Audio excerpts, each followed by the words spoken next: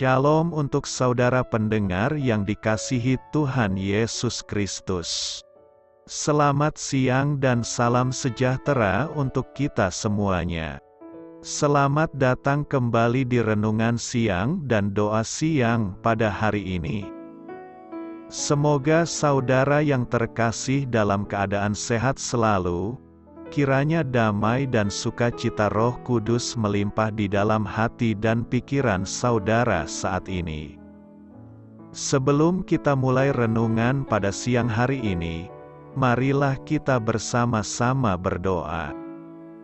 Bapa di kerajaan sorga, terima kasih atas penyertaan yang Engkau berikan kepada saya atas siang hari yang indah ini.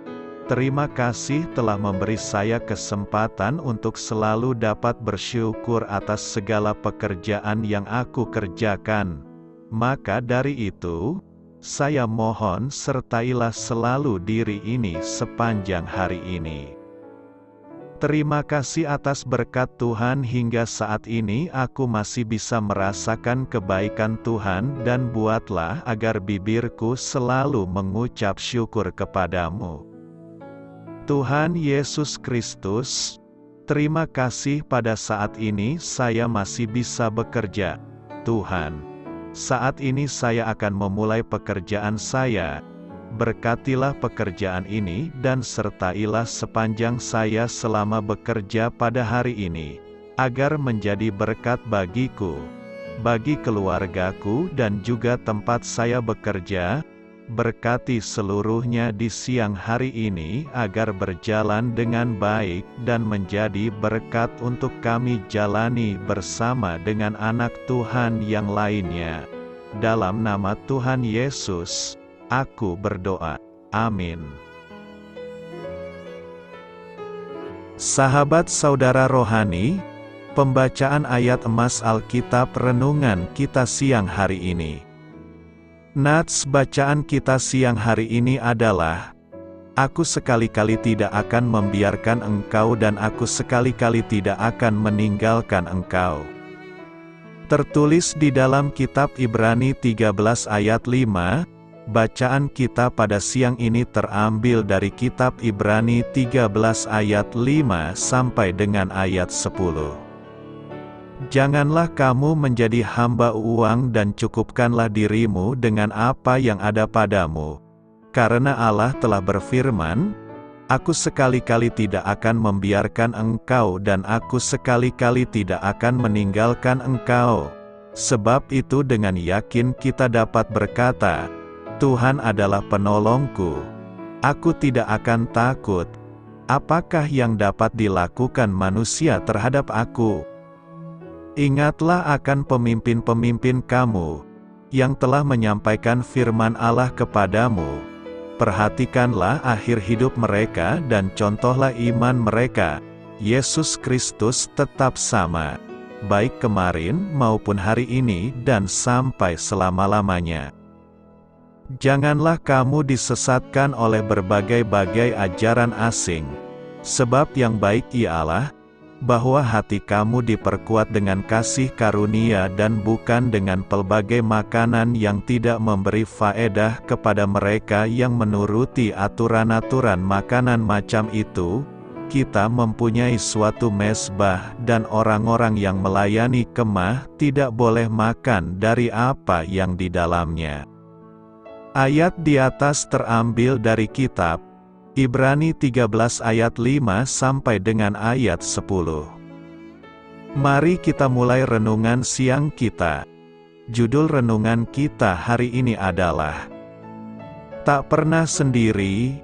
Kata bijak Alkitab hari ini adalah ketakutan akan meninggalkan kita apabila kita ingat bahwa Allah selalu bersama kita. Baiklah, mari kita mulai segmen kisah inspiratif. Cerita renungan siang kita hari ini adalah Robinson Crusoe, tokoh utama dalam novel karya Daniel Defoe, mengalami kerusakan kapal dan terdampar di sebuah pulau tak berpenghuni. Hidupnya menderita, tetapi ia menemukan pengharapan dan penghiburan ketika membaca firman Allah. Krasu berkata, "Suatu pagi, dalam keadaan sangat sedih, saya membuka Alkitab dan menemukan ayat ini. Aku sekali-kali tidak akan membiarkan engkau dan aku sekali-kali tidak akan meninggalkan engkau." Tiba-tiba saya berpikir bahwa ayat ini ditujukan kepada saya. Kepada siapa lagi ayat ini diberikan kalau bukan untuk saya dengan cara demikian, tepat ketika saya meratapi keadaan saya sebagai orang yang ditinggalkan Allah dan manusia. Kalau begitu, kata saya, jika Allah tidak meninggalkan saya, apa yang perlu dipermasalahkan? Meski seluruh dunia meninggalkan saya, sejak saat itu saya menyimpulkan bahwa saya bisa saja lebih berbahagia dalam keterasingan ini, dalam kesendirian dan kesunyian, daripada apabila saya berada dalam situasi lain di dunia ini. Dengan pemikiran ini saya ingin bersyukur kepada Allah karena telah membawa saya ke tempat ini. Apakah Anda telah ditinggalkan oleh sahabat, anak, atau pasangan Anda? Allah telah berfirman, "Aku sekali-kali tidak akan membiarkan engkau dan aku sekali-kali tidak akan meninggalkan engkau." Dengan demikian Anda pun dapat berkata dengan penuh keyakinan, "Tuhan adalah penolongku. Aku tidak akan takut. Apakah yang dapat dilakukan manusia terhadap aku?" Bagaimana caranya memulihkan sakit hati akibat hubungan yang rusak? Dunia ini penuh dengan orang yang hancur hati, patah hati, dan hubungan yang rusak. Derita yang dialami dalam hubungan yang rusak sangat pedih, tidak begitu berbeda dengan rasa berduka. Kadang orang begitu terpukul sehingga mereka tidak bisa berfungsi sebagaimana mestinya, dan dalam kasus tertentu, dapat menyebabkan gangguan jiwa dan bahkan keinginan untuk bunuh diri. Dunia menawarkan berbagai cara untuk menanggulangi sakit hati tersebut, mengkonsumsi obat penenang, menuangkan semua kegeraman dalam tulisan kemudian menyobeknya, pergi berbelanja. Banyak yang menyarankan untuk berpikir positif saja. Obat yang paling mujarab adalah waktu. Meskipun intensitas sakit hati dapat memudar dengan berjalannya waktu, hanya seorang anak Allah saja yang dapat dipulihkan secara penuh karena hanya orang Kristen saja yang mempunyai kuasa Roh Allah. Ia yang menyembuhkan orang-orang yang patah hati dan membalut luka-luka mereka. Yesus betul mengerti sakitnya penolakan. Ia datang kepada milik kepunyaannya, tetapi orang-orang kepunyaannya itu tidak menerimanya. Yesus dikhianati oleh salah satu kerabat terdekatnya, di mana kita menghadapi kesakitan hati akibat hubungan yang rusak. Kita perlu membawa beban kita kepadanya. Ia menangis dengan mereka yang menangis, dan ia turut merasakan kelemahan-kelemahan kita. Hubungan yang rusak dapat menghadirkan berbagai macam emosi negatif. Orang Kristen mengerti bahwa emosi sesaat bukan pemimpin yang baik. Yesus Kristus telah memberkati kita dengan setiap berkat rohani dan telah membuat kita layak diterima dalam dirinya. Penerimaannya jauh lebih agung dibandingkan penolakan dari pihak lain karena itulah kepastian, bukan sekedar harapan belaka. Kita tahu Allah menerima kita karena firman Allah menyatakan demikian, dan dengan menerapkan kebenaran tersebut pada iman kita, hati dan kehidupan kita diubahkan. Semua orang pasti merasakan sakitnya hubungan yang rusak pada waktu yang berbeda. Kita pasti disakiti dan dikecewakan karena kita hidup di dunia yang terjatuh. Respon kita terhadap kesakitan dan kekecewaan itulah yang dapat menguatkan jalan kita dengan Tuhan. Allah berjanji akan menemani kita melewati kekecewaan dalam kehidupan ini, dan Ia ingin kita tahu bahwa pemeliharaannya nyata. Kasih karunia dan penghiburannya adalah milik kita ketika kita beristirahat di dalam Dia. Setiap anak Allah yang lahir baru memiliki berkat dalam Kristus, tetapi kita harus dengan sadar menggunakan berkat-berkat itu. Hidup dalam kekelaman dan rasa tertolak akibat hubungan yang rusak bagaikan memiliki 1 miliar di rekening tabungan kita, namun hidup seperti orang miskin karena tidak pernah melakukan penarikan. Dan kita juga tidak mungkin menggunakan apa yang tidak tahu kita miliki. Jadi, setiap orang percaya perlu bertumbuhlah dalam kasih karunia dan dalam pengenalan akan Tuhan dan Juru Selamat kita, Yesus Kristus, dan berubahlah oleh pembaharuan budimu. Kita perlu menghadapi hidup ini dengan pemahaman yang benar tentang berjalan dalam iman. Sebagai orang percaya, kita tidak terperangkap oleh kegagalan di masa lalu, atau penolakan orang lain, atau kekecewaan. Kita dikenal oleh hubungan kita dengan Allah. Kita adalah anak-anak-Nya, yang dilahirkan kembali dalam pembaruan hidup, yang dilengkapi oleh setiap berkat rohani, dan diterima dalam Kristus Yesus. Kita memiliki iman yang mengalahkan dunia. Allah telah menyediakan kesempatan yang unik bagi setiap kita untuk melewati segala sesuatu dalam kehidupan ini. Kita dapat berusaha melewatinya dengan kekuatan pribadi dan apa yang disebut kedagingan oleh Rasul Paulus, atau kita dapat melewatinya dengan kuasa Roh Kudus. Itulah pilihannya. Allah telah menyediakan perlengkapan baju perang, tetapi kita harus memilih untuk mengenakannya. Kita mungkin mengalami kekecewaan dalam kehidupan ini, namun kita adalah anak Sang Raja, dan penolakan yang kita alami adalah penderitaan yang sementara jika dibandingkan dengan kemuliaan yang kekal. Kita dapat tertindas oleh keadaan itu, atau kita dapat mengklaim warisan sebagai anak Allah dan berlangkah ke depan dalam kasih karunia-Nya. Seperti Paulus, kita dapat melupakan apa yang telah di belakangku dan mengarahkan diri kepada apa yang di hadapanku. Mengampuni orang lain juga merupakan bagian penting dalam proses pemulihan. Menolak melepaskan kepahitan atau menyimpan dendam hanya meracuni roh kita.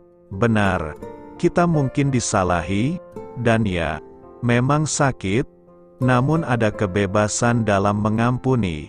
Pengampunan adalah anugerah yang dapat kita berikan karena kita telah terdahulu menerimanya dari Tuhan Yesus Kristus. Betapa menghibur hati karena kita mengenal Allah yang berfirman, "Aku sekali-kali tidak akan membiarkan engkau dan aku sekali-kali tidak akan meninggalkan engkau." Allah selalu dekat untuk menghibur orang percaya. Terpujilah Allah, Bapa Tuhan kita Yesus Kristus, Bapa yang penuh belas kasihan dan Allah sumber segala penghiburan, yang menghibur kami dalam segala penderitaan kami. Allah, yang tidak dapat berdusta, telah berjanji mendampingi kita melewati semua percobaan yang kita alami. Apabila engkau menyeberang melalui air, aku akan menyertai engkau, atau melalui sungai-sungai, engkau tidak akan dihanyutkan. Apabila engkau berjalan melalui api, engkau tidak akan dihanguskan, dan nyala api tidak akan membakar engkau. Serahkanlah kekhawatiranmu kepada Tuhan, maka Ia akan menopang engkau, sebab orang jujur tidak dibiarkannya dikalahkan. Realitanya ialah bahwa perasaan muncul dari pikiran. Jadi, jika kita ingin merubah perasaan kita, maka kita harus merubah cara berpikir kita. Dan itulah yang dikehendaki Allah. Di dalam Filipi 2 ayat 5, umat Kristen diberitahu, hendaklah kamu dalam hidupmu bersama, menaruh pikiran dan perasaan yang terdapat juga dalam Kristus Yesus.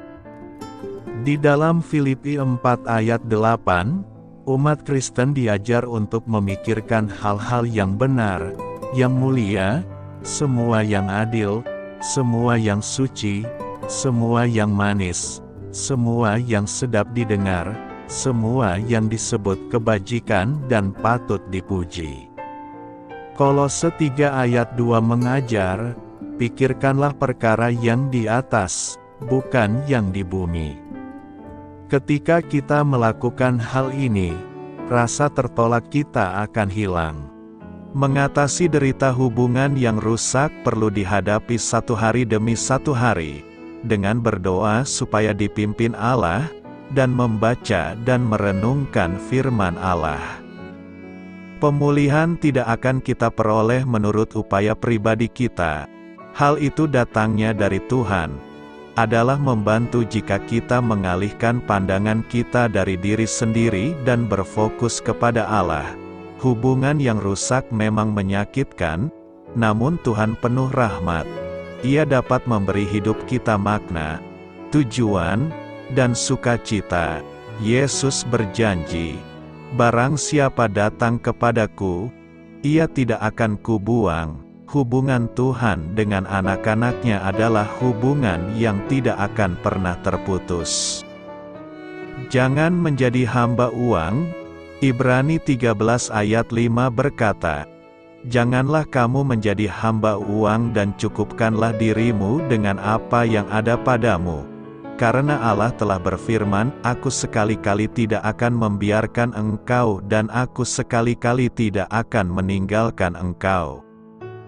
Pernyataan penulis Ibrani ini sangat menohok kita, sebab seringkali manusia jatuh dalam perhambaan uang. Seolah-olah hidup ini tujuannya hanya untuk uang, uang yang menguasai seluruh kehidupannya. Itu sebabnya kita dinasihati agar jangan menjadi hamba uang. Tetapi marilah kita mencukupkan diri kita dengan apa yang ada pada diri kita. Kata hamba uang berarti tidak tamak, tidak mencintai uang, tidak serakah. Sedangkan memburu uang berarti memberi diri untuk mencintai uang, untuk menggenggam dan mementingkan uang, sehingga meregangkan diri dari segala sesuatu. Berdasarkan pengertian di atas, maka mengumpulkan uang, mencari uang, bahkan dapat menjadi kaya bukanlah merupakan kesalahan.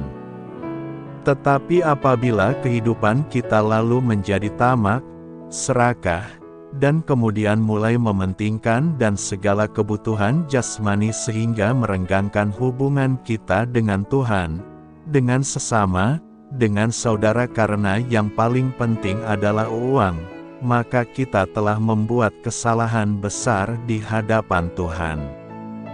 Agar kita bisa mengatasi ketamakan akan uang, maka kita harus belajar hidup cukup. Kata cukup berarti mempunyai kekuatan hati untuk menangkis hal-hal yang tidak perlu sehingga dapat mencukupkan diri dan menjadi puas. Pernyataan, cukupkanlah dirimu dengan apa yang ada padamu, maksudnya adalah puaslah dengan yang kamu punya, bukan berarti kita nggak bisa membeli sesuatu. Kalau kamu memang benar-benar butuh sesuatu, maka pakailah uang yang merupakan berkat dari Tuhan untuk membelinya.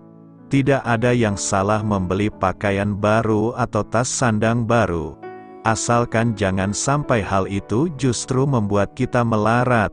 Saat kita fokus pada materi, hasrat kita pasti tidak bakal pernah sejalan sama keinginan kita. Hari ini kita diingatkan agar jangan mau diseret dengan beragam godaan dunia, tapi belajarlah untuk terus memperkuat karakter kita di dalam Tuhan, supaya kita bisa mematikan semua keinginan daging yang enggak berasal dari surga.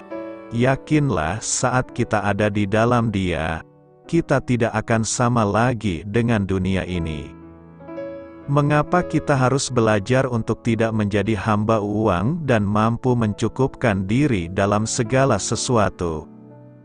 Firman Tuhan pada kitab Ibrani pasal 13 merupakan nasihat yang dituliskan setelah peringatan mengenai kedursilaan. Keserakahan dan kedursilaan merupakan kejahatan yang sangat erat dan saling berhubungan. Ketika seseorang menjadi hamba uang, dan selalu berorientasi kepada kelimpahan harta dan kemewahan serta keinginan yang tak henti-hentinya akan kekayaan, maka hal itu membuka peluang untuk terjerumus dalam dosa-dosa seksual.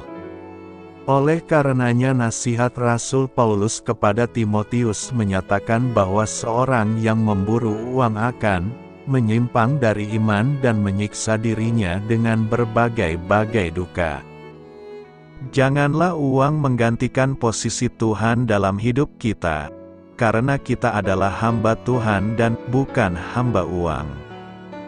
Uang adalah media bagi kita untuk memperoleh berkat-berkat duniawi bagi kehidupan kita.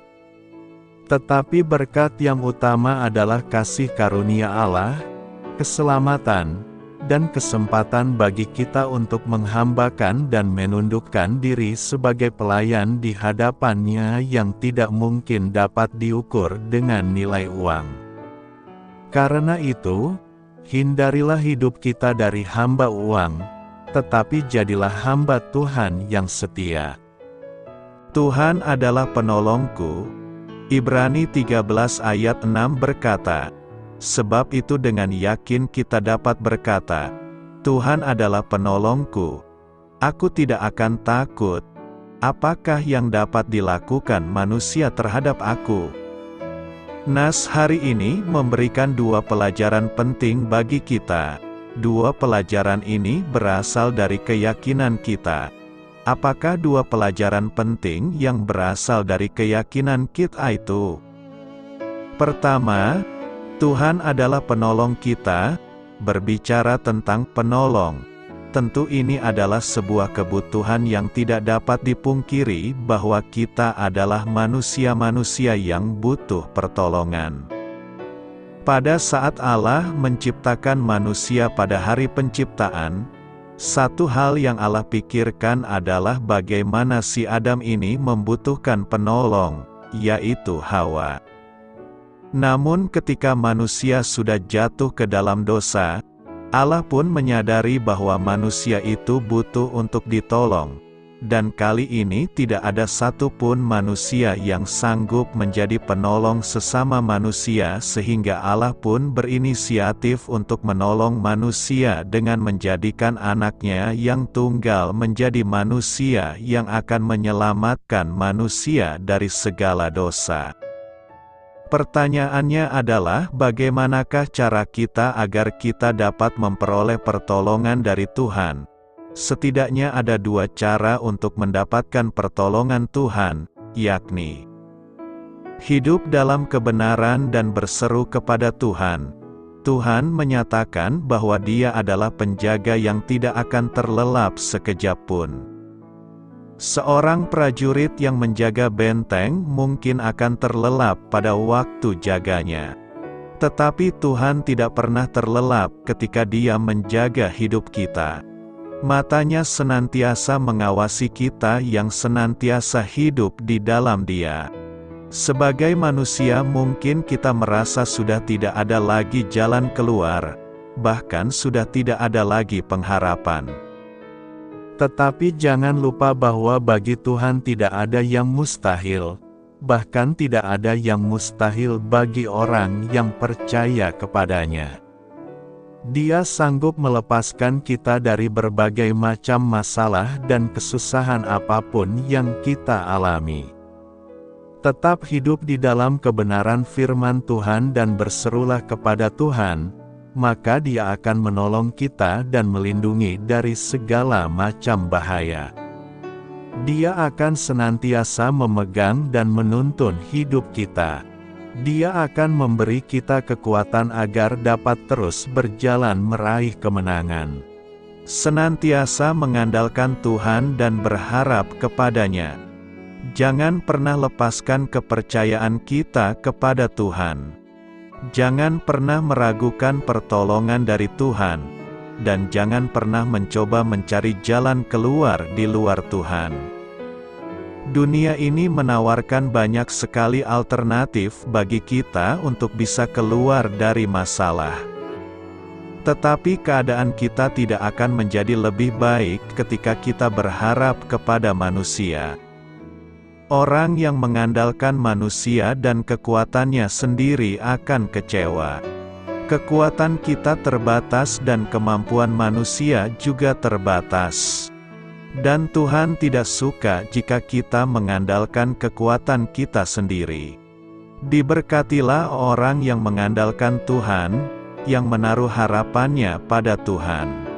Ia akan seperti pohon yang ditanam di tepi air, yang merambatkan akar-akarnya ke tepi batang air, dan yang tidak mengalami datangnya panas terik, yang daunnya tetap hijau, yang tidak khawatir dalam tahun kering, dan yang tidak berhenti menghasilkan buah.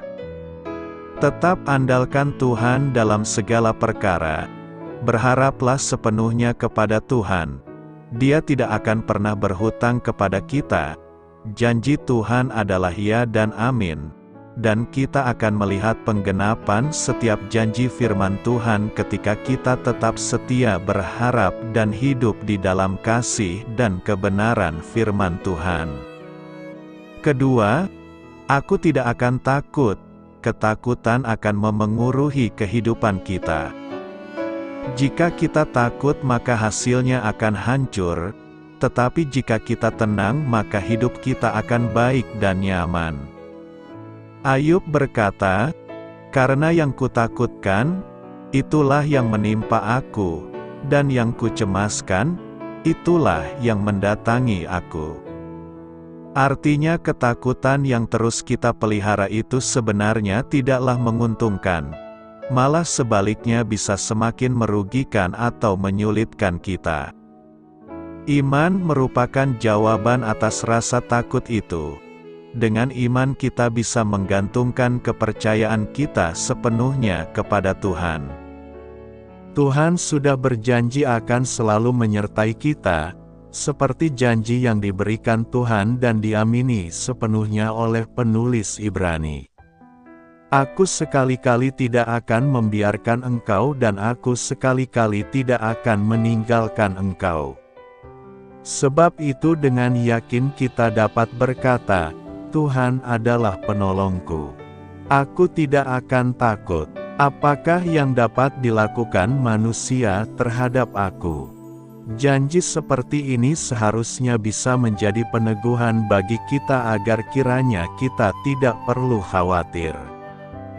Tuhan begitu peduli dengan segala kesulitan yang kita alami yang bisa menimbulkan rasa takut kita. Tuhan berulang kali memberikan janji akan penyertaan-Nya bagi kita untuk selama kita di dunia ini. Karena itu, tetaplah dengan iman yang kuat dan teguh bahwa Tuhan adalah penolong kita dan karenanya kita pun tidak akan takut menghadapi pergumulan hidup kita. Kehidupan Kristen yang benar, Ibrani 13 ayat 5 berkata, "Janganlah menjadi hamba uang dan cukupkanlah dirimu dengan apa yang ada padamu, karena Allah telah berfirman, Aku sekali-kali tidak akan mengabaikan engkau dan aku sekali-kali tidak akan meninggalkan engkau." Dalam konteksnya, ayat ini adalah bagian dari surat kepada orang-orang Ibrani yang mengandung nasihat dan pengajaran tentang kehidupan Kristen yang benar. Pesan ini mengajak umat untuk menghindari ketamakan dan keinginan berlebihan terhadap harta dunia, serta untuk mengandalkan Allah dalam segala hal. Bagian pertama, janganlah menjadi hamba uang dan cukupkanlah dirimu dengan apa yang ada padamu. mengingatkan kita untuk tidak terlalu terikat pada harta dan kekayaan. Pesan ini menekankan bahwa mencari materi dan uang bukanlah hal yang harus diutamakan dalam hidup, melainkan kecukupan yang bersumber dari kepercayaan kepada Tuhan. Bagian kedua, karena Allah telah berfirman, "Aku sekali-kali tidak akan mengabaikan engkau dan aku sekali-kali tidak akan meninggalkan engkau," merujuk pada janji Allah kepada umatnya bahwa Dia akan selalu hadir dan mendampingi mereka. Ini adalah pernyataan bahwa kepercayaan dan kepatuhan kepada Allah lebih penting daripada tergantung pada harta benda atau kekayaan duniawi. Dalam pandangan Kristen, ayat ini menggarisbawahi pentingnya mengutamakan hubungan spiritual dengan Tuhan daripada pencarian harta duniawi. Pesan ini sejalan dengan ajaran-ajaran Yesus tentang kerajaan surga dan pentingnya mengikuti kehendak Allah dalam kehidupan sehari-hari. Penting untuk diingat bahwa tafsiran dan pengertian ayat-ayat Alkitab dapat bervariasi tergantung pada latar belakang teologis dan konteks pribadi seseorang. Oleh karena itu, jika Anda ingin mendalami pemahaman mengenai ayat-ayat tertentu, berkonsultasilah dengan pemimpin agama, teolog, atau pakar Alkitab untuk mendapatkan perspektif yang lebih mendalam. Apa yang perlu kita renungkan dari nas hari ini? Pernyataan dalam kitab Ibrani 13 ayat 5 mengandung beberapa pesan dan renungan yang relevan. Pertama, menghindari ketamakan dan ketergantungan terhadap harta. Pesan: janganlah menjadi hamba uang dan cukupkanlah dirimu dengan apa yang ada padamu, mengingatkan kita untuk tidak terjebak dalam ketamakan dan pencarian terus-menerus akan harta dan kekayaan. Kehidupan yang baik seharusnya tidak didominasi oleh materialisme dan kerinduan akan harta, melainkan berpusat pada nilai-nilai spiritual dan hubungan dengan Tuhan. Kedua, kecukupan dan kepuasan. Pesan "cukupkanlah dirimu dengan apa yang ada padamu" mengajak kita untuk mengembangkan sikap puas dan bersyukur terhadap apa yang telah diberikan Tuhan. Ini mengajarkan bahwa kita seharusnya tidak selalu berusaha memenuhi setiap keinginan duniawi kita, tetapi menghargai apa yang kita miliki dan mengatasi godaan untuk selalu mencari lebih banyak. Ketiga, kepercayaan pada janji Allah. Firman, "Aku sekali-kali tidak akan mengabaikan engkau dan aku sekali-kali tidak akan meninggalkan engkau," mengajak kita untuk mempercayai bahwa Tuhan selalu ada bersama kita dan siap memberikan perlindungan, bimbingan, dan dukungan dalam kehidupan kita. Pesan ini menguatkan keyakinan bahwa Tuhan adalah sumber keamanan dan kekuatan kita. Keempat, prioritas hubungan spiritual. Renungan ini mendorong kita untuk memprioritaskan hubungan kita dengan Tuhan di atas segala hal lain. Melalui kepatuhan, kerinduan untuk mengikuti kehendak-Nya, dan mendekatkan diri kepadanya dalam doa dan ibadah, kita dapat menemukan arti yang lebih dalam hidup dan kebahagiaan yang sejati. Karena itu, renungan ini mengingatkan kita untuk melepaskan diri dari godaan materialisme, mengembangkan sikap puas dan bersyukur, serta membangun hubungan yang kokoh dengan Tuhan yang didasarkan pada kepercayaan dan kepatuhan. Selamat berkarya untuk Tuhan. Selamat memulai karya dalam minggu ini untuk Tuhan. Doa saya menyertai saudara sekalian. Saya memberkati Anda agar sewaktu Anda mencarinya dari Dia, Bapa Surgawi Anda akan memberikan bagi Anda roti harian Anda, dalam nama Yesus Kristus. Tuhan yang berkuasa atas alam semesta dan menuntun kita kepada iman yang menyelamatkan. Tuhan Yesus menyertai senantiasa. Tuhan memberkati. Amin.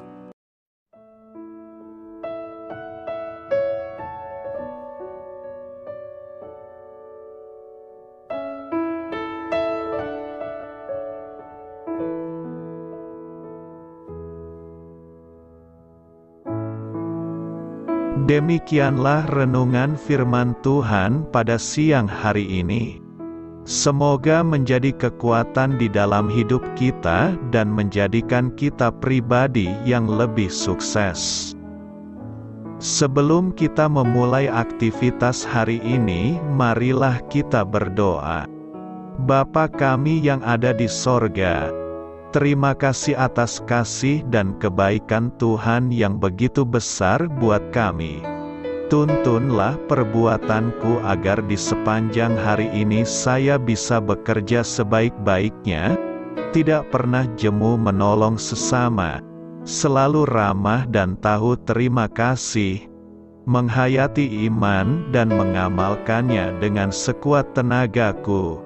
Semua ini saya sampaikan kepadamu, dengan pengantaraan Kristus, Tuhan kami. Allah, Bapa kami bersyukur kepadamu, bahwa dengan bekerja kami boleh ambil bagian di dalam karya-Mu mensejahterakan dan membahagiakan umat manusia. Kami mohon bimbingan-Mu dalam melaksanakan pekerjaan kami hari ini. Bimbinglah kami agar sanggup bekerja dengan semangat kasih, dengan riang, rajin dan jujur. Terima kasih, Tuhan. Amin. Dalam nama Tuhan Yesus Kristus Tuhan dan Juru Selamat kami, Bapa kami yang baik, kami mengucap syukur dan berdoa. Amin. Biarlah firman Tuhan menjadi pengingat untuk kita semua, bahwa tuntunan dari Roh Kudus akan selalu memberi jalan keluar bagi setiap permasalahan hidup kita, dan memberi kedamaian di hati kita. Amin. Sampai jumpa di renungan siang saudara rohani berikutnya. Shalom.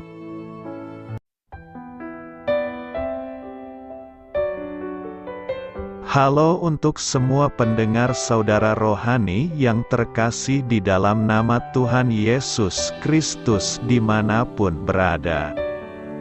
Mari dukung kami, tim redaksi Renungan Harian Saudara Rohani dengan cara memberikan bantuan, kritik dan masukan.